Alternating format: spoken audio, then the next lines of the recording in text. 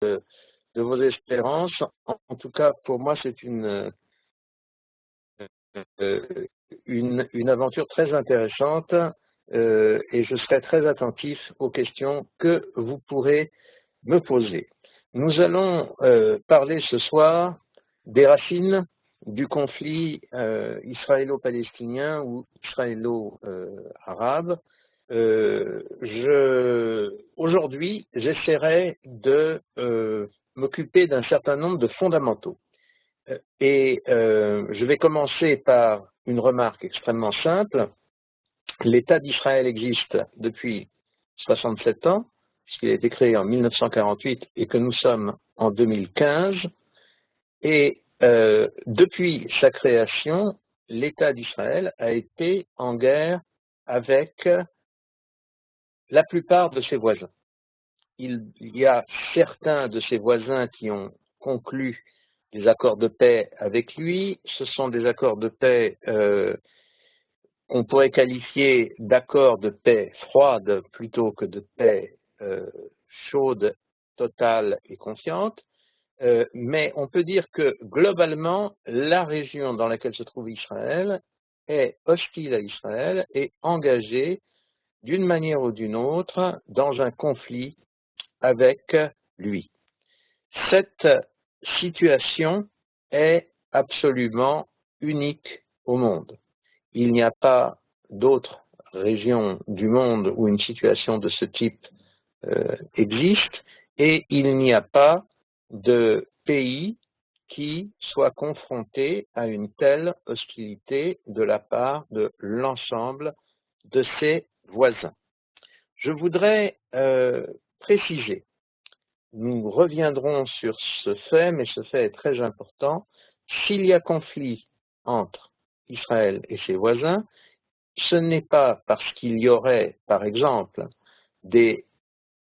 un conflit territorial ou un conflit économique entre Israël et l'ensemble de ses voisins ou certains de ses voisins, c'est parce que ses voisins, hier l'ensemble de ses voisins, aujourd'hui la plus grande partie de ses voisins, tout simplement refusent son existence même. Le conflit porte sur l'existence même de l'État d'Israël. Et il faut quand même que nous insistions sur le caractère tout à fait étonnant de cette situation. En effet, l'État d'Israël, depuis 1949, c'est-à-dire depuis 66 ans, fait partie de l'Organisation des Nations Unies. Les pays voisins d'Israël font tous partie de l'Organisation des Nations Unies.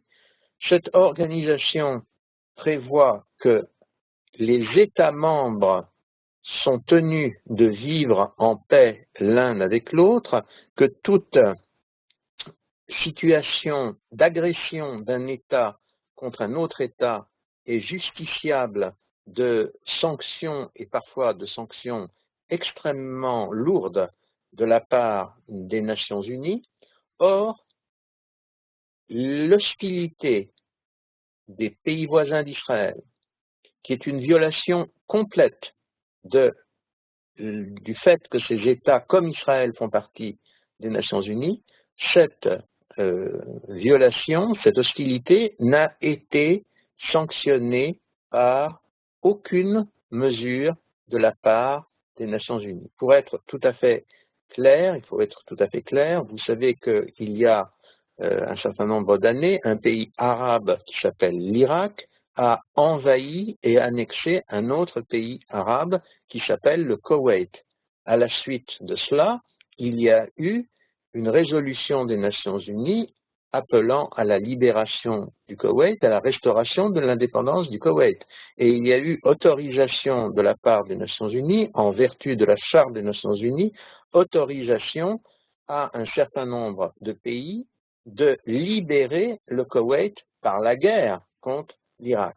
Eh bien, ce précédent irako-koweïtien ne s'applique pas en aucune manière au conflit israélo-arabe les pays qui sont membres des Nations Unies et qui non seulement sont en situation de belligérance avec Israël, mais qui en plus déclarent explicitement que la destruction d'Israël est pour eux un but politique et qui déclarent explicitement qu'ils se préparent en vue de détruire l'État d'Israël, ces États ne sont pas sanctionnés.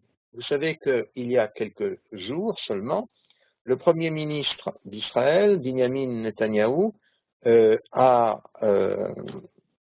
procédé à une sorte de geste extrêmement symbolique aux Nations Unies.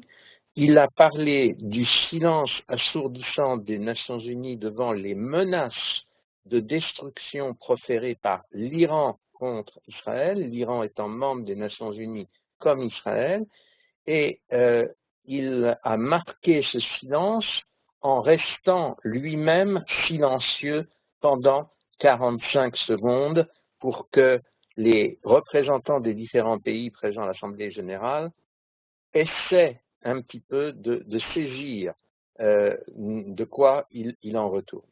Donc, nous avons un conflit tout à fait étonnant, nous avons un conflit tout à fait singulier, nous avons un conflit qui n'a pas d'équivalent. Il n'y a pas, depuis que l'Organisation des Nations Unies existe, un conflit du même ordre.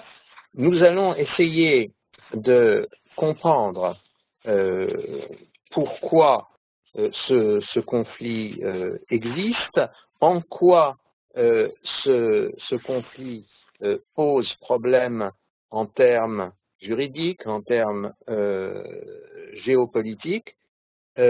Encore une fois, aujourd'hui, nous allons essayer simplement d'insister sur un certain nombre de fondamentaux. Je commence par le commencement en revenant sur l'idée que l'État d'Israël est un État, qu'Israël est un État. Qu'est-ce que cela veut dire qu'Israël est un État? Il y a deux façons d'envisager un État dans le droit international, dans le système international qui est le nôtre, dans le système international moderne. Ces deux façons d'envisager l'existence de l'État, c'est le système westphalien et le système wilsonien. Qu'est-ce que cela veut dire?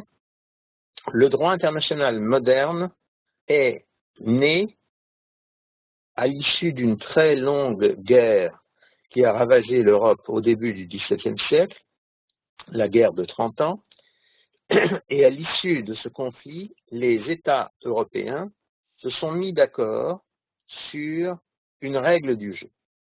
La règle du jeu est la suivante, c'est que tous les princes, tous les rois, ou à la limite, il y avait aussi quelques républiques, tous les États qui existaient en Europe à ce moment-là étaient réputés être souverains et égaux en droit et égaux en qualité. Et ce système, donc, qui a été mis en place par les traités dits de Westphalie, d'où le nom de système westphalien. La Westphalie, c'est une région de l'Allemagne et c'est là qu'ont été signés les traités mettant fin à la guerre de 30 ans. Le système westphalien est resté jusqu'à ce jour la base profonde de l'ordre international en Europe, puis dans la mesure où l'Europe, d'une façon ou d'une autre, a conquis le monde et remodelé le monde à son image, c'est resté jusqu'à ce jour la base profonde de l'ordre international sur les 5 continents. Si aujourd'hui, par exemple, un pays comme la principauté de Monaco existe est reconnu en droit international, fait partie des Nations Unies. Si le prince de Monaco, qui règne sur 3 ou 4 000 sujets et à peu près 20 000 résidents étrangers, qui règne sur un territoire grand comme à peine un arrondissement de Paris, si le prince de Monaco est reconnu comme un prince souverain indépendant, c'est dans le cadre de ce que l'on appelle le système westphalien. Ce système westphalien a été toutefois peu à peu corrigé par un autre système. Alors cet autre système, il prend forme de manière définitive au lendemain de la Première Guerre mondiale. C'est le président américain de l'époque, Woodrow Wilson, qui préconise sa mise en place. Il faut noter quand même une chose très importante, c'est que le système dit wilsonien va s'ajouter au système westphalien, mais il ne va pas l'annuler. Il n'y a pas remplacement du système westphalien par le système wilsonien. Il y a ajout, combinaison, hybridation. Dans la mesure où il y a une contradiction entre le système westphalien et le système wilsonien, c'est toujours le système westphalien qui l'emporte sur le système wilsonien. Alors, qu'est-ce que c'est que le système wilsonien? Le système wilsonien dit que que dans le monde, il y a des États, bien entendu, que ces États sont censés être souverains, mais qu'il y a également des peuples, des populations, et que ces populations peuvent être amenées à vouloir se constituer en État, et que dans toute la mesure du possible, j'insiste sur cette notion, dans toute la mesure du possible, les États souverains doivent tenir compte du droit des peuples à s'autodéterminer, c'est-à-dire du droit des peuples à former ou ne pas former un État indépendant et souverain. En fait, cette idée, qui a été définitivement entérinée dans le droit international à l'initiative du président Wilson et au lendemain de la guerre de 1914-1918, ce système était en gestation tout au long du XIXe siècle. Tout au long du XIXe siècle, il y avait ce que l'on appelait le principe des nationalités, c'est-à-dire qu'on reconnaissait la légitimité de la création d'États autour d'un même groupe linguistique ou d'un même groupe historique ou d'un même groupe religieux. Mais c'est seulement en 1919, à l'initiative du président Wilson, que l'idée qu'on devait tenir compte de la volonté des peuples pour définir ce que devait être un État souverain, c'est seulement à ce moment-là, donc, que ce deuxième principe est apparu et est définitivement été inscrit dans le droit international. Alors, nous allons essayer de comprendre un certain nombre de choses par rapport à la création d'Israël, en appliquant la grille du système westphalien et du système wilsonien. Israël existe parce qu'il y a eu la Première Guerre mondiale. Jusqu'à la Première Guerre mondiale, nous le savons, le pays d'Israël, Eretz Israël, la terre d'Israël, appelée également géographiquement Palestine, cette terre fait partie d'un État qui s'appelle l'Empire ottoman. C'est l'Empire turc ottoman. Et selon le principe westphalien,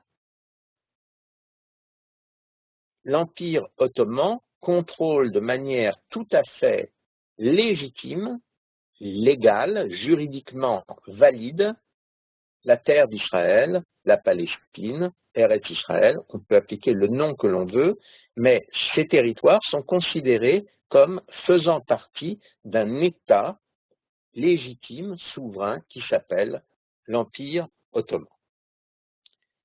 Pendant la guerre de 1914-1918, il se produit qu'un autre empire, l'Empire britannique, aidé par un troisième empire, la France, qui à l'époque est une très grande puissance mondiale et coloniale. Donc l'Empire britannique en priorité et accessoirement l'Empire français battent les Turcs ottomans. La guerre, c'est la guerre. Vous battez une armée, ça veut dire que vous occupez un territoire qui était jusque-là contrôlé en dernière analyse par une autre armée. En 1917, tout bascule. L'ensemble de la région moyen-orientale, la Mésopotamie, mais aussi le Levant et la Syrie, échappe au contrôle des Ottomans, des Turcs, et tombe sous le contrôle essentiellement des Anglais, mais accessoirement des Français qui débarquent également dans la région. Mais l'essentiel de la conquête, c'est une conquête anglaise. Ce qui se passe ensuite, c'est que les Ottomans reconnaissent leur défaite et reconnaissent la perte de leur territoire. Ils le reconnaissent par un cessez-le-feu, ils le reconnaissent ensuite par la signature de 2 traités de paix successifs, un traité qui est signé à Sèvres dès 1919, qui ne sera pas suivi d'exécution, et un second traité qui sera signé beaucoup plus tard à Lausanne et qui, lui, restera le traité définitif. N'entrons pas dans les détails des 2 traités de Sèvres et de Lausanne, bornons-nous à constater que la Turquie, Empire ottoman jusqu'en 1923, puis ensuite République de Turquie, la Turquie renonce par traité à un certain nombre de territoires, au territoire de la Mésopotamie et du Levant, c'est-à-dire, en termes d'aujourd'hui, renonce à la Palestine ou Eretz Israël ou Israël, appliquons le mot que l'on veut, renonce à la Syrie et au Liban, renonce à l'Irak, renonce donc à l'ensemble de la région dite du croissant fertile. À partir du moment qu'ils renoncent à ces territoires, ils y renoncent au profit des vainqueurs. Les vainqueurs, ce sont essentiellement, à ce moment-là, les Anglais et les Français. Donc, selon le système westphalien, il y a eu guerre, il y a eu défaite des Turcs, et les Turcs, par traité, ont abandonné un certain nombre de territoires et les ont donnés aux vainqueurs, c'est-à-dire aux Anglais et aux Français. Et selon toujours la logique westphalienne, les vainqueurs qui ont conquis et obtenu par la guerre, mais également par traité, le contrôle d'un certain nombre de régions, peuvent en disposer à leur guise. Tous les États ont été constitués de cette façon-là.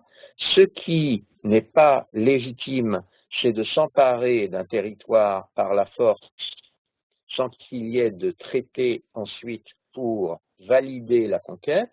Mais s'il y a traité, eh bien, effectivement, la conquête est valide et il y a un principe du droit international, pacta sunt servanda, c'est-à-dire il est dans la nature d'un traité d'être exécuté et respecté. À partir du moment où un traité est signé, on ne s'interroge pas sur les conditions dans lesquelles il a été signé, mais simplement ce traité devient la nouvelle réalité à partir de laquelle on construit la nouvelle, le nouveau droit international et le nouveau contexte de ce qui est légitime et illégitime sur le plan international. Donc, par droit de conquête et de traité, de conquête validée par un traité, les Anglais et les Français se sont emparés du Moyen-Orient. À partir de ce moment, les Anglais et les Français peuvent faire ce qu'ils veulent. Et c'est ici que la logique wilsonienne intervient. C'est-à-dire qu'au lieu d'annexer ces territoires, de les transformer en colonies, ou bien encore d'en faire des protectorats, ou encore de créer à leur guise des États indépendants qui leur seraient plus ou moins soumis.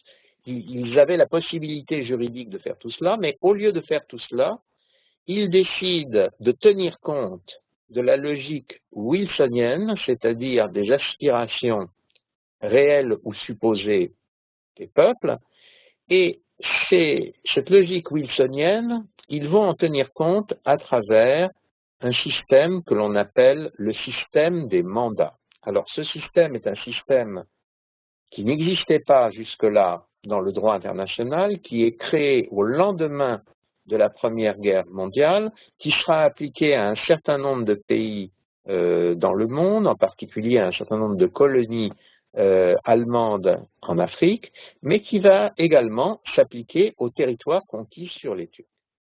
La notion du mandat est la suivante, c'est que les vainqueurs qui se sont emparés d'un certain nombre de territoires déclarent qu'ils n'ont pas pris le contrôle de ce territoire dans un but en quelque sorte égoïste pour en disposer de manière arbitraire.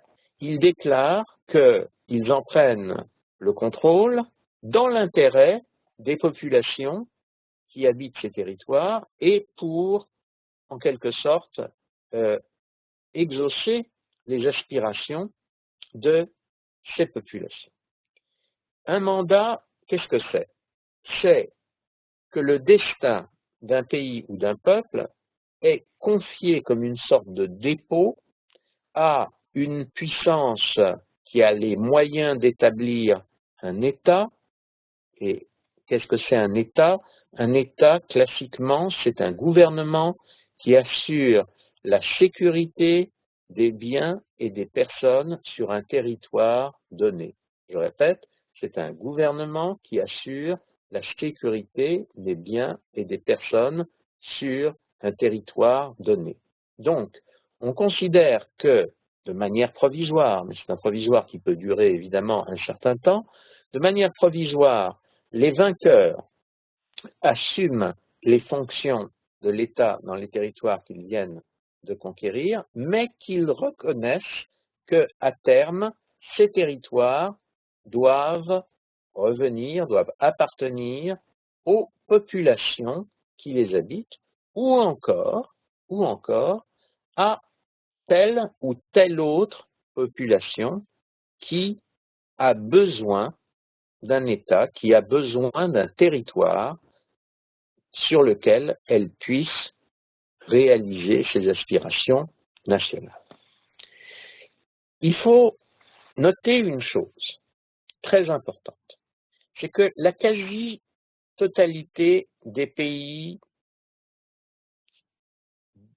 d'Afrique, une très grande partie des pays d'Asie et un nombre important de pays d'Europe, à l'heure actuelle, ont été créés dans ces conditions au lendemain de la Première Guerre mondiale. Quand on regarde, par exemple, le centre et l'est de l'Europe, quand on regarde des pays comme la République tchèque, la Slovaquie, la Hongrie dans ses frontières actuelles, la Pologne, les pays baltes, la Roumanie dans ses frontières actuelles, tous ces territoires ont été, en fait, ces territoires, ces États, ces nations, ces États-nations, datent du lendemain de la Première Guerre mondiale et ils ont été définis, mis en place par la double logique westphalienne et wilsonienne. De la même manière, tous les pays d'Afrique que nous avons actuellement sous nos yeux, à une ou deux exceptions près, ne sont rien d'autre que des territoires coloniaux que se sont partagés les vainqueurs de 1914-1918. De la même manière, la plus grande partie des pays d'Asie que nous connaissons actuellement, en fait, sont soit des États qui existaient déjà en 1918, soit des États qui ont été créés selon la double logique westphalienne et wilsonienne au lendemain de la guerre de 1914-1918. Au Moyen-Orient... On me pose une question, désolé de vous couper. Frédéric demande pourquoi les mandats ont-ils été créés surtout au Moyen-Orient et pas en Afrique et en Asie? Alors, les mandats ont été créés sur des territoires conquis sur les vaincus. Donc, en termes clairs, et encore une fois, la logique des mandats, c'est que, en quelque sorte, un État développé, un État européen, assure les fonctions gouvernementales parce que la population locale n'est pas capable de les assurer pendant un certain temps. Alors, ces mandats vont être créés où? Ils vont être créés en Afrique, ils vont être créés dans un certain nombre de colonies allemandes.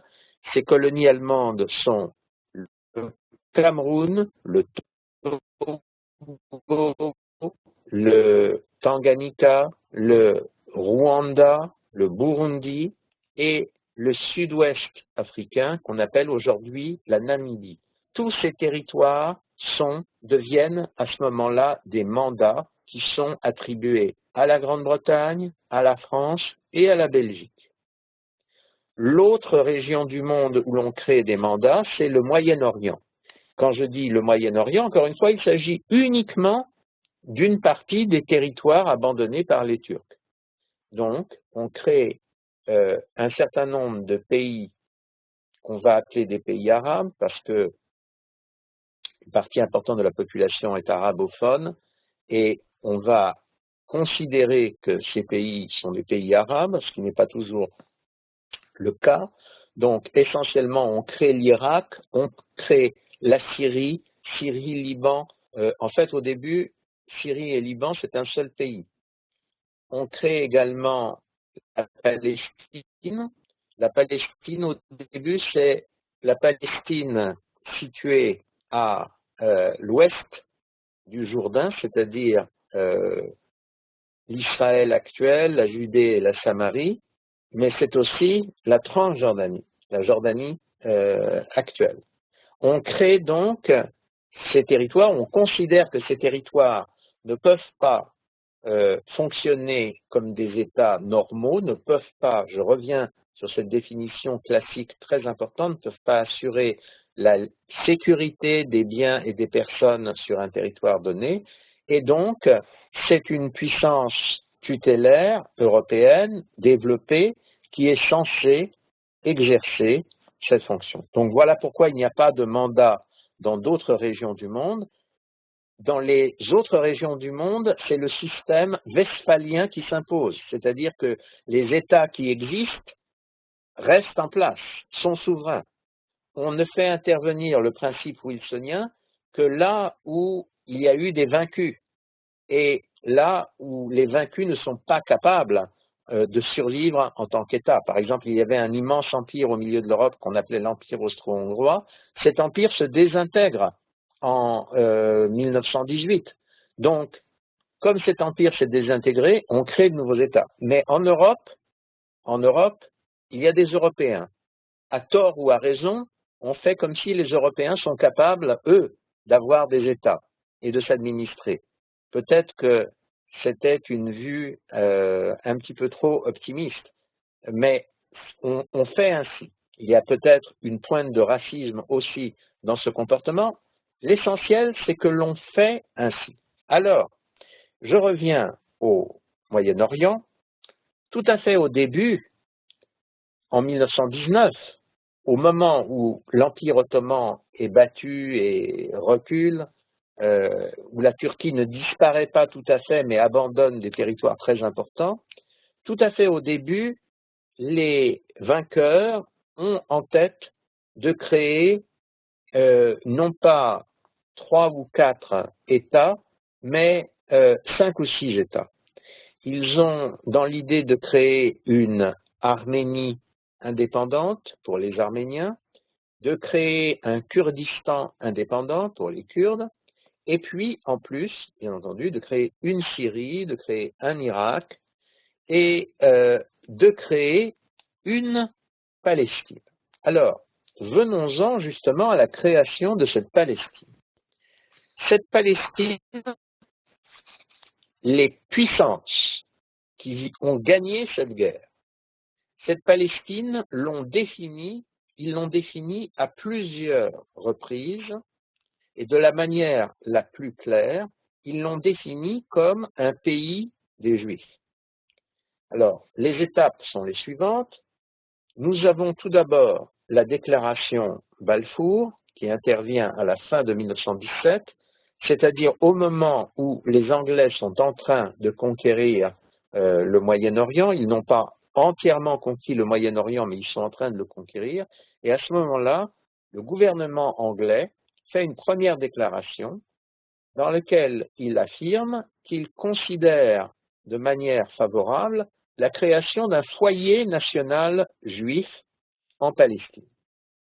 Deuxièmement, en 1920, il y a une conférence internationale qui essaie de mettre en application le double système westphalien et wilsonien au Moyen-Orient, dans les anciens territoires turcs. Cette conférence se réunit en Italie, à San Remo, et là, de manière encore plus explicite, les vainqueurs, les alliés, déclarent que la Palestine sera un pays indépendant pour les Juifs. Et enfin, nous avons un mandat qui est finalement signé, mis en place. Alors, pour gérer le nouvel ordre international, les vainqueurs ont mis en place une organisation internationale qui s'appelle la Société des Nations. Par la suite, elle deviendra l'Organisation des Nations Unies. Ça n'existait pas sous cette forme-là dans le passé. Pour la première fois, ça existe. Donc, de manière formelle, c'est cette Société des Nations qui va décider des termes du mandat. Ce qu'il faut, je crois que je m'adresse à chacun d'entre vous ce soir, c'est le texte que chacun d'entre vous doit lire.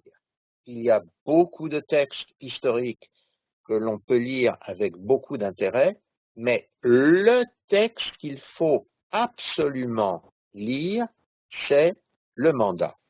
On va découvrir, en effet, en lisant le mandat, quelque chose de tout à fait extraordinaire. Le mandat comporte 28 articles. C'est une constitution, si vous voulez, c'est la constitution d'une nouvelle entité appelée Palestine, et cette constitution comporte 28 articles. Or, sur ces 28 articles, il y en a 7 sur 28, qui ne parlent que des Juifs. C'est l'article 2, l'article 4, l'article 6, l'article 7, l'article 11, l'article 22 et l'article 23. Et aucun autre article ne parle d'un autre peuple. On ne parle pas d'un peuple palestinien. On dit simplement qu'il y a aussi d'autres populations en Palestine dont on va préserver les droits, mais on va préserver les droits des autres populations en Palestine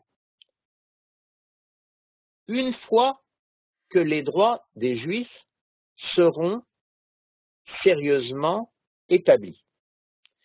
Alors, dans les 28 articles que je viens de vous indiquer, il faut quand même préciser que Les articles les plus importants sont ceux qui prévoient qu'à partir de maintenant, la Palestine sera le foyer national du peuple juif, que par conséquent, les Juifs auront le droit de s'installer librement en Palestine et que la puissance mandataire aura l'obligation de prendre toutes les dispositions nécessaires, notamment financières, notamment administratives, pour faciliter l'installation des Juifs en Palestine.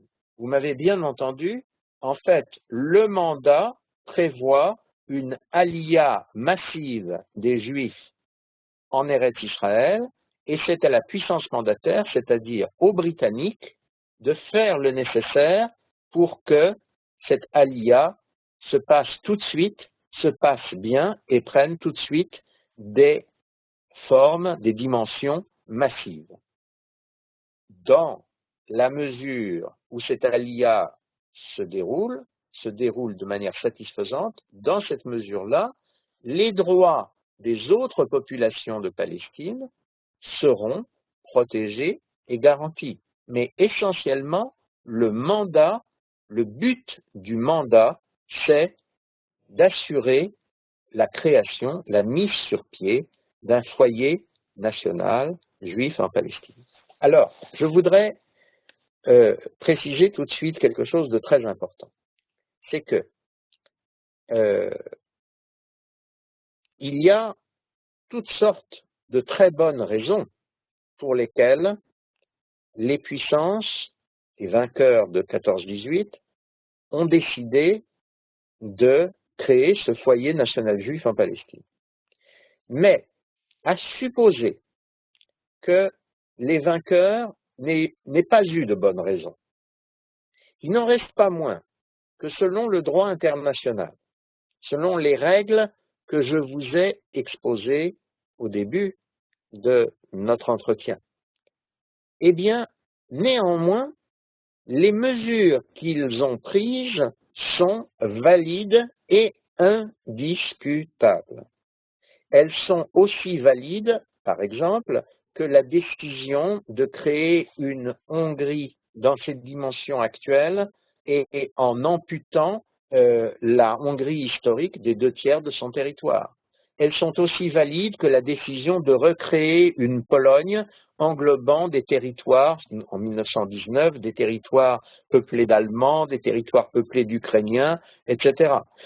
C'est aussi valide que la création d'un nouveau pays qui s'appelle la Yougoslavie et qui existera jusque dans les années 1990. C'est aussi valide que le démembrement de la Russie et la création des Pays-Bas. C'est aussi valide que le fait que l'Alsace et la Lorraine, qui ont été sous contrôle allemand pendant plus de 40 ans, redeviennent des territoires français, bien que tout le monde sache qu'une partie des Alsaciens lorrains parlent allemand et en fait pourrait très bien envisager de rester allemand. C'est aussi valide que le fait que, de manière totalement arbitraire et en contradiction totale avec la logique wilsonienne, les mêmes États vainqueurs décident que l'Autriche, qui est un pays allemand, de langue allemande, de culture allemande, et qui veut se rattacher, maintenant que l'Empire austro-hongrois n'existe plus, qui veut se rattacher à l'Allemagne, se voit interdire de le faire. Mesure totalement arbitraire. Donc, revenons sur cette idée extrêmement importante. À supposer qu'il n'y ait pas eu de bonnes raisons sur le plan juridique ou sur le plan moral ou sur le plan politique pour que un foyer national juif soit créé. Il n'en reste pas moins que sur le plan du système international, du droit international, eh bien, cette création est totalement valide, aussi valide que la création de tous les autres États qui sont créés à ce moment-là. Nous allons rapidement en venir à la suite des événements. Je dis bien rapidement parce que dans nos discussions ultérieures, les semaines suivantes, nous allons revenir sur des questions que nous allons aborder maintenant. Qu'est-ce qui se passe une fois que la Palestine est créée en tant que foyer national juif? Eh bien, il va se passer un certain nombre de choses. Est-ce que je peux vous poser une question avant de continuer? Oui. Alors, on a Dominique. Vous pouvez même aller en même temps, Monsieur Gurfinkel. Vous voyez en haut à droite le chat. Vous y arrivez? Je commence à vous lire la question. Attendez, le chat, je ne vois pas le chat. Alors, c'est pas grave, je vais vous lire la question. Dominique nous pose la question. Que faire si les règles que nous appliquons pour valider nos mandats, notre législation, etc., ne sont pas reconnues par d'autres systèmes? Que vaut notre droit si cette validité n'est pas reconnue ailleurs? Alors, c'est une question extrêmement importante. Nous allons revenir dans nos discussions ultérieures sur cette question-là, mais je vais tout de suite essayer de vous répondre dans un instant.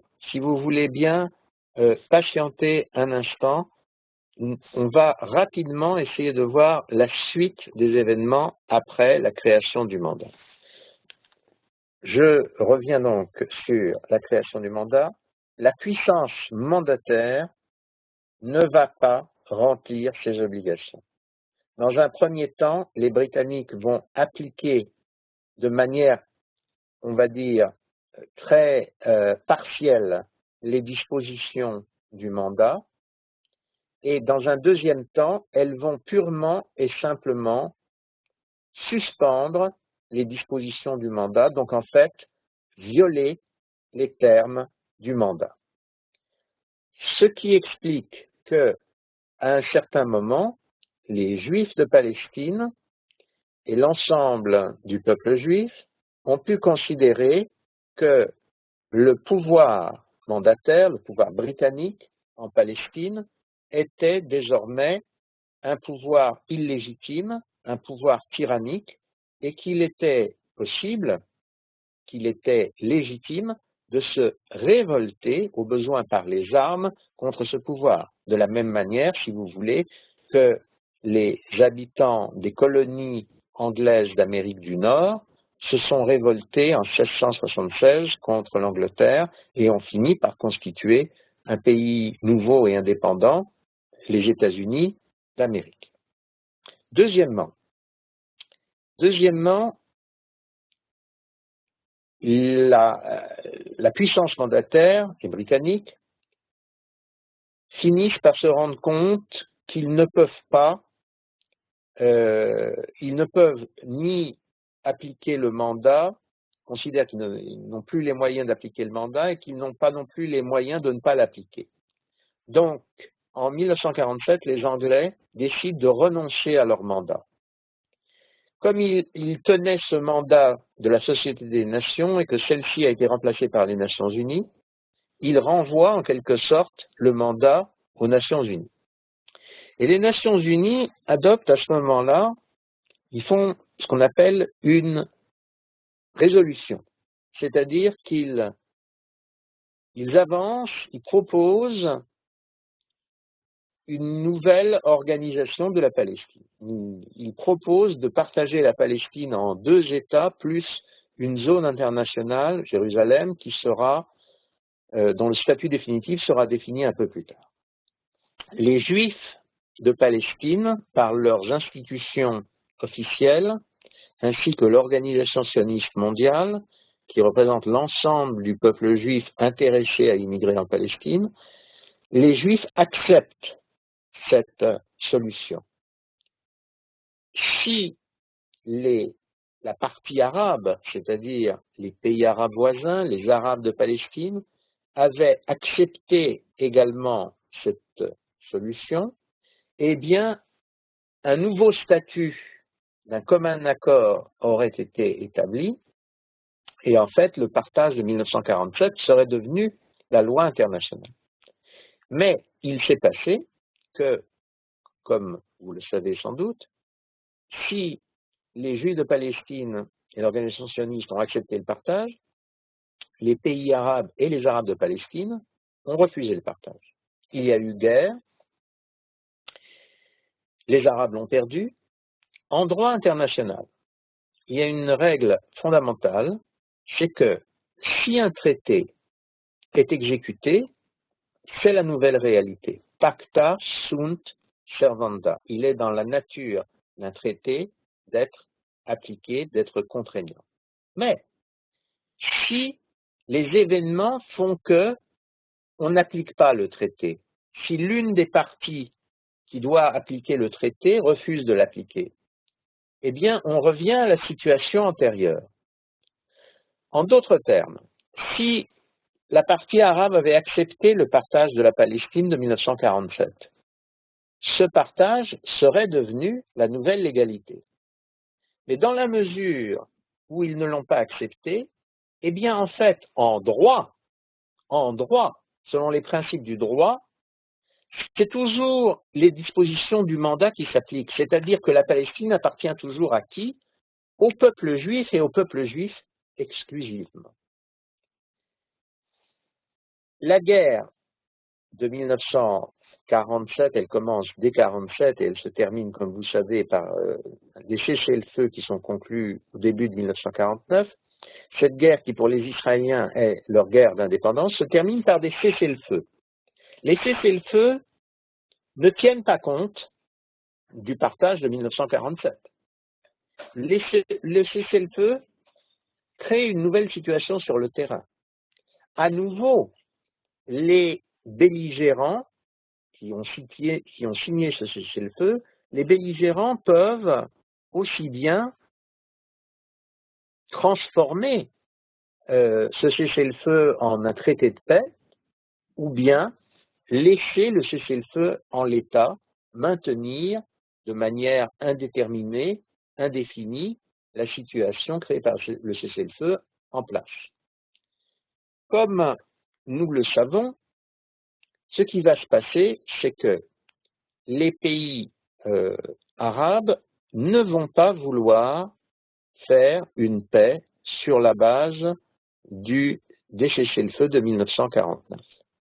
Ils vont plus ou moins respecter jusqu'en 1967, je dis bien plus ou moins, le cessez-le-feu sur le terrain, mais ils ne vont pas vouloir le transformer en paix réelle, et en fait, ils vont, sous le couvert de l'observation du cessez-le-feu, ils vont en fait préparer, encourager de nouvelles formes d'agression contre Israël.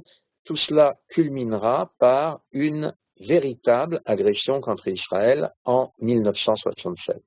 Et à nouveau, Israël gagnera cette guerre et un nouveau cessez-le-feu sera introduit.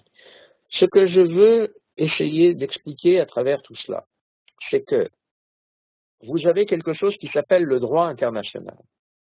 Le droit international, en principe, prévoit, nous l'avons noté depuis le début de notre entretien, le droit international prévoit que des pays qui font partie des Nations Unies n'ont pas le droit d'être en situation de belligérance l'un vis-à-vis de l'autre, n'ont pas le droit de dire tel autre pays membre, je veux le détruire.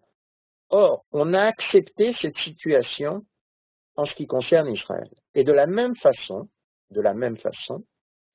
le droit international dit que si un traité n'est pas exécuté, on en revient à la situation antérieure.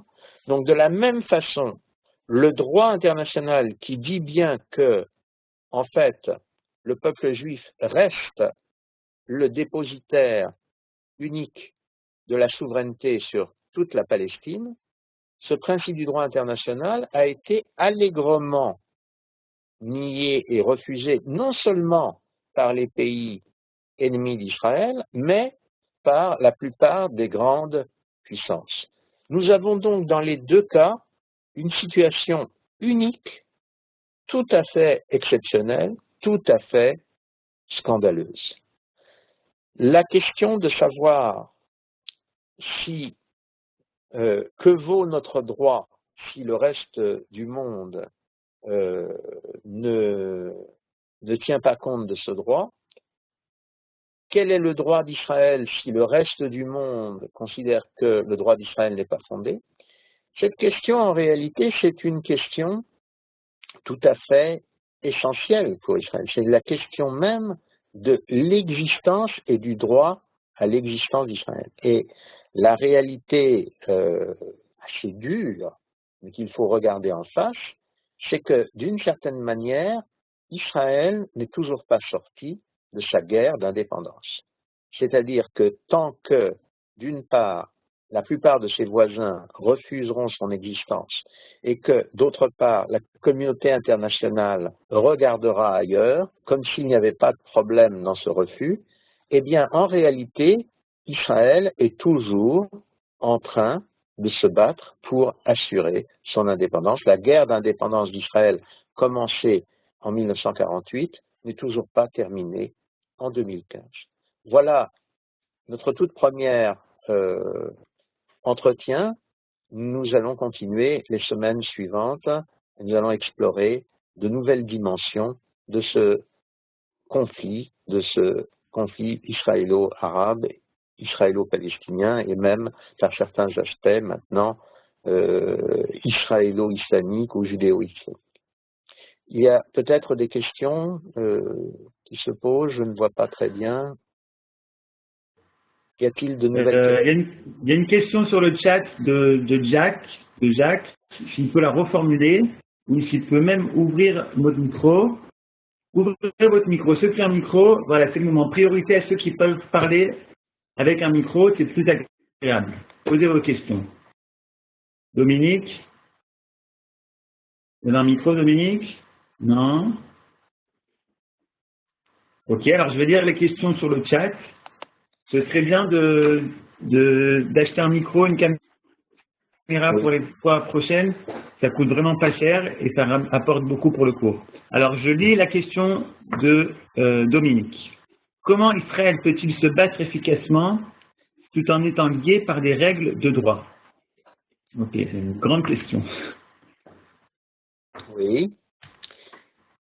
C'est une grande question que nous essaierons d'aborder dans les entretiens ultérieurs. Ce que je puis répondre, c'est que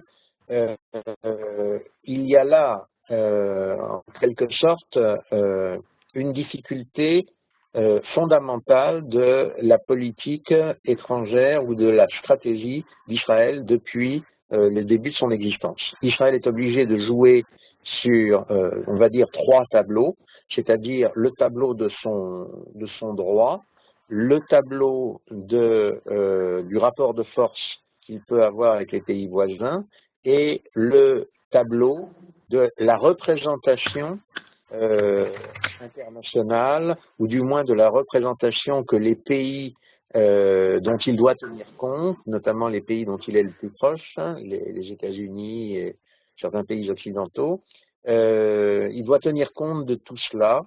Et ce n'est pas du tout facile pour aucun gouvernement d'Israël depuis 1948 de savoir arbitrer entre ces différentes situations, ces différentes logiques, de savoir dominer cette situation complètement contradictoire.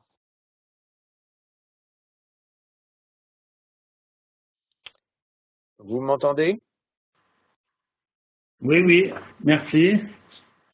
Bon, bah, s'il n'y a pas d'autres questions, à Dominique qui dit merci. Ok. Je vous remercie. Alors, c'est pour moi l'occasion un grand merci à M. Birfinkel. C'était pas facile au niveau technique, mais grâce à Dieu, ça s'est bien fini. On a pu vous entendre, vous voir. Et pour moi, j'aurai le plaisir de vous retrouver dès demain. Non, pardon, pas demain, mais mercredi. Mercredi soir, on a un autre cours, un autre sujet sur la clé du couple dans la halakha et dans la vie de famille. Donc ça, c'est mercredi soir, vous aurez le plaisir de me retrouver. Quant à nous, on se retrouvera, si Dieu veut, donc la semaine prochaine, même lieu, même heure, avec M. Birfinkel. Voilà. S'il y a des questions, c'est toujours le moment. Les cours sont enregistrés et vous pouvez les retrouver sur notre site. Pour encore plus de cours, rendez-vous sur fr.linmod.org. Toda rabba à tous. Merci et bonsoir.